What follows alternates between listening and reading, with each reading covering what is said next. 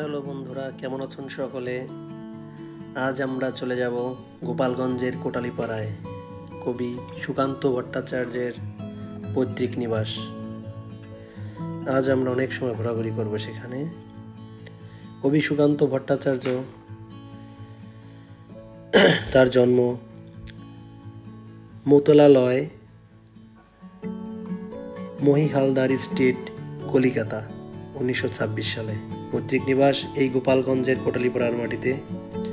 বাবার নাম নিবারণচন্দ্র ভট্টাচার্য,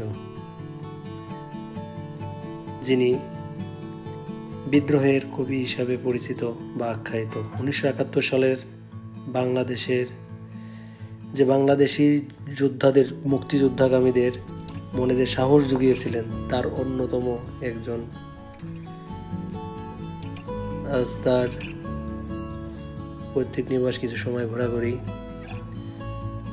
সকলে আসবেন, দেখে যাবেন কবি সুকান্ত ভট্টাচার্যের পৈতৃক নিবাস, তার যেখানে যে অজপাড়া গায়ে বেড়ে ওঠা সেই স্থানগুলায়। কবি সুকান্ত ভট্টাচার্য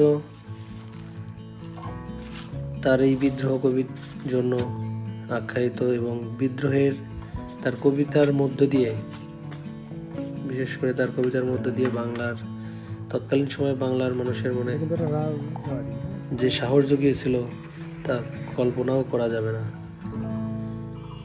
গোপালগঞ্জ থেকে সরাসরি কোটালীপাড়ায়